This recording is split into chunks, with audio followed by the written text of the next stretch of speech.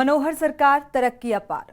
मनोहर सरकार किसानों के हितों का पूरा ख्याल रख रही है। सूबे में एमएसपी पर 14 फसलों पर खरीद की जा रही है, जिसमें किसानों की जो माली हालत है उसमें सुधार हो रहा है। आपको बता दें कि एमएसपी पर 14 फसलों की खरीद करने वाला हरियाणा देश का एकमात्र राज्य है। यहां गेहूं, धान, सरसों, जौ, चना, मक्का, बाजरा, कपास और मूंगफली, सूरजमुखी, उड़द, तिल और अरहर की एमएसपी पर खरीद की जा रही है। मंडियों में इन दिनों धान और बाजरे की खरीद की जा रही है। देखिए हमारी ये खास रिपोर्ट।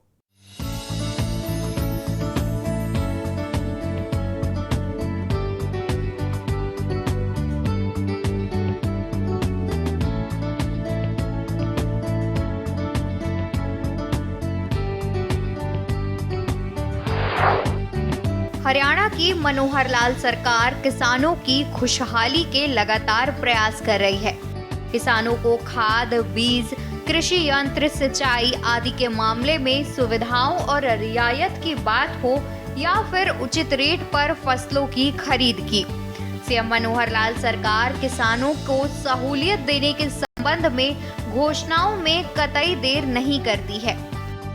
आपको बता दें कि हर साल मंडियों में धान की सरकारी खरीद 1 अक्टूबर से शुरू होती है, लेकिन सरकार ने 25 सितंबर से सरकारी खरीद का ऐलान किया तो किसानों में खुशी की लहर दौड़ गई है।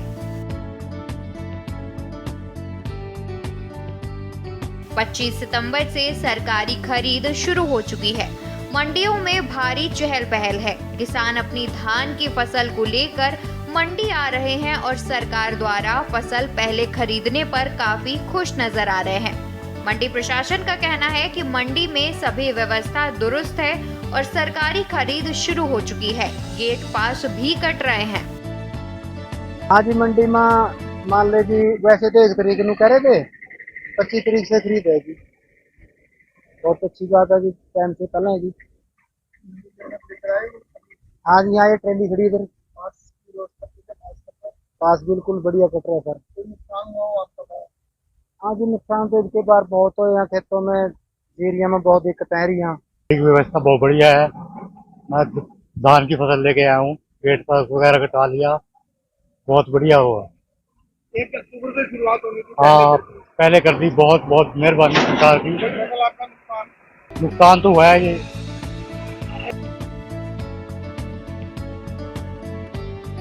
आपको बता दें कि इस बार गर्मियों की शुरुआत होते ही लगातार बरसात होती रही, जिसका असर किसानों द्वारा लगाई गई धान की फसल पर पड़ा।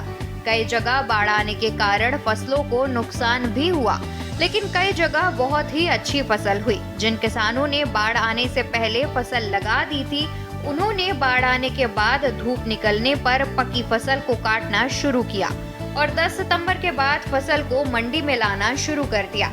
जैसा कि हम बता चुके हैं कि धान की सरकारी खरीद 1 अक्टूबर से होनी थी। सरकार ने किसानों की समस्या को देखते हुए 25 सितंबर से खरीद शुरू करा दी और अब गेट पास के जरिए किसान मंडी में अपनी फसल ला रहे हैं।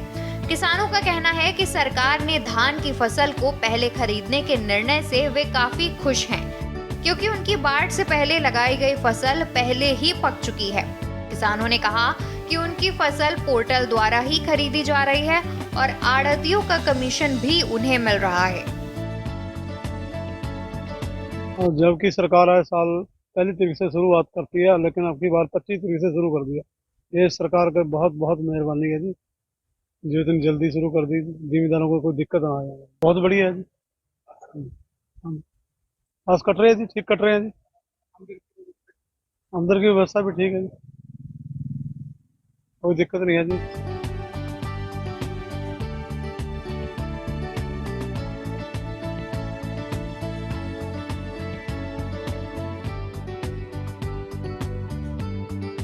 वहीं मंडी प्रशासन का कहना है कि गेट पास लगातार कट रहे हैं। बाढ़ को देखते हुए 3 लाख कुंटल धान मंडी में आने की उम्मीद है। कि हमारा सीजन नॉर्मली जो है 1 अक्टूबर से स्टार्ट होता है, लेकिन आवक पहले ही स्टार्ट हो जाती है। लगभग 15 सितंबर से जीरी की आवक शुरू हो जाती है। इसलिए इस चीज का संज्ञान लेते हुए गवर्नमेंट ने ये डिसीजन लिया है कि 25 सितंबर से ही अब की बार हम खरीद स्टार्ट कर रहे हैं।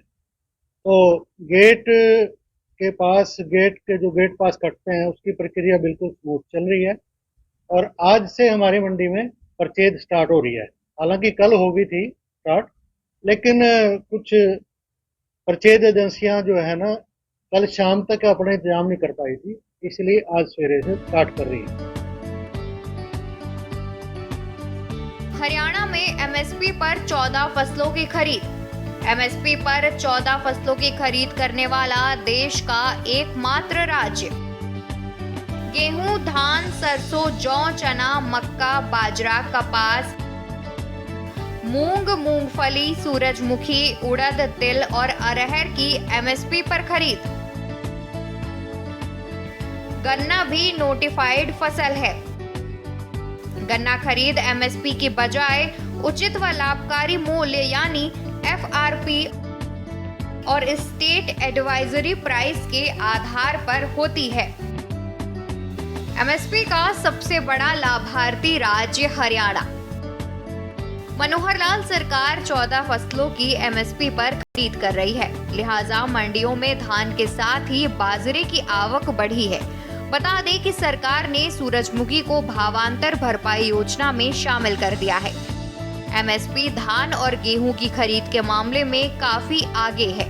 देश के जिन 2 प्रदेशों में एमएसपी का सबसे ज्यादा पैसा पहुंचता है उनमें हरियाणा और पंजाब है। प्रति व्यक्ति दूध उपलब्धता में दूसरा स्थान। हरियाणा में प्रतिदिन प्रति व्यक्ति दूध की उपलब्धता 1118 ग्राम है, जो देश में दूसरे स्थान पर है, जबकि राष्ट्रीय औसत 406 ग्राम है। प्रदेश में करीब 16 लाख परिवारों के पास 36 लाख दुधारू पशु हैं। यहाँ पशुपालन को प्रमोट करने के लिए सरकार पशु किसान क्रेडिट कार्ड योजना भी चला रही है, जिसके तहत बहुत सस्ता लोन मिलता है। सरकार द्वारा पानीपत रिफाइनरी में पराली, भूसे, गन्ने की खोई और मक्के के भूसे से इथेनॉल तैयार किया जाएगा, जिससे किसानों को अतिरिक्त आय भी प्राप्त होगी।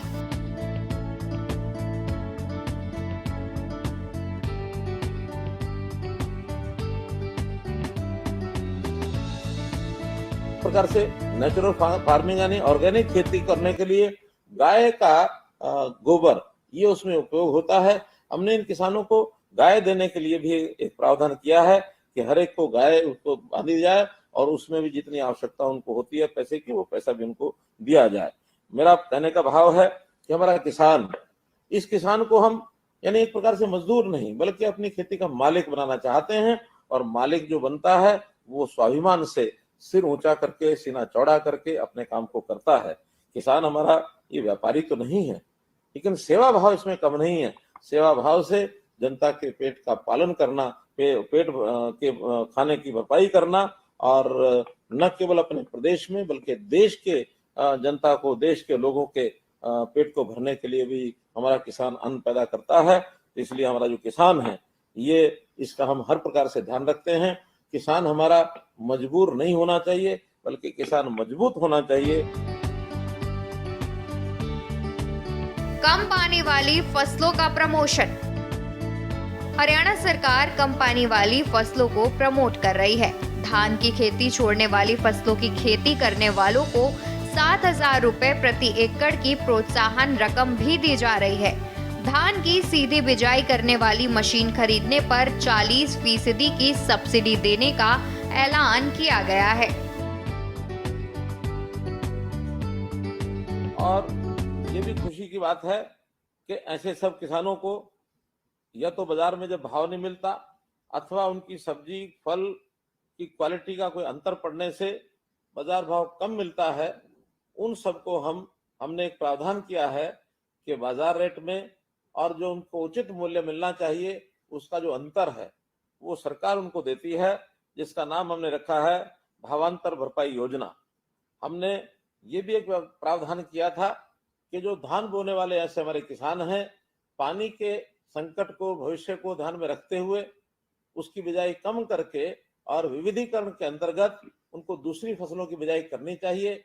मेरा पानी मेरी विरासत, इस योजना के अंतर्गत हमने 7,000 रुपया अलग से उनको एक सब्सिडी एक ग्रांट देने की बात कही थी और साथ में ये भी था कि उनको अपनी बिजाई में यानी फल और सब्जी आदि बिजाई करेंगे तो उसका भी हमको लाभ होगा। गौशालाओं को विशेष ग्रांट। वहीं हाल के महीनों में मुख्यमंत्री मनोहर लाल ऐलान कर चुके हैं कि पंचायती जमीन पर गौशाला चलाने की इच्छुक सामाजिक और धार्मिक संस्थाओं के साथ समझौता कर गौशालाओं को विशेष ग्रांट दी जाएगी। मुख्यमंत्री का कहना है कि पशुपालन विभाग नियमानुसार राज्य के 100% पशुधन का टैगिंग करवाना सुनिश्चित करे ताकि अन्य राज्यों के पशुओं की पहचान हो सके। उन्होंने कहा है कि पहले चरण में गुरुग्राम, हिसार, सिरसा, भिवानी, करनाल और पानीपत जिलों को आवारा पशु मुक्त बनाने के लिए अभियान चलाया जाएगा। उसके बाद राज्य के अन्य जिलों में अभियान चलाया जाएगा। उन्होंने कहा कि लोगों को भी प्रेरित करना होगा कि गौवंश जब दूध देना बंद कर देता है तो वो उसे खुला न छोड़े बल्कि गौशालाओं में देकर जाए। गौशाला ऐसे पशुओं की देखभाल करेगी। बता दें कि प्रति पशु चारे के लिए सालाना 7,000 रुपए गौशालाओं को दिए जाते हैं। हरियाणा की 91 गौशालाओं से आयोग को प्रस्ताव मिले हैं कि वे अतिरिक्त गौवंश रखने को तैयार हैं। गौशालाओं की मॉनिटरिंग के लिए पशुपालन विभाग को मुख्यालय स्तर पर एक मॉनिटरिंग सेल का गठन करने को कहा गया है। भावांतर भरपाई योजना। बता दें कि मुख्यमंत्री मनोहर लाल के द्वारा राज्य के किसानों को उनकी फसलों की सही कीमत प्रदान करने के लिए हरियाणा भावांतर भरपाई योजना 2023 को शुरू किया गया है। इस योजना के अंतर्गत राज्य के किसानों को अपनी फसल मंडी में बेचने पर कम कीमत मिलती है, अर्थात किसानों को नुकसान होता है, उसकी भरपाई राज्य सरकार द्वारा की जा रही है। इस योजना के तहत किसानों को कृषि में विविधता लाने के लिए प्रोत्साहित किया जा रहा है। स्पेशल डेस्क के न्यूज़ इंडिया।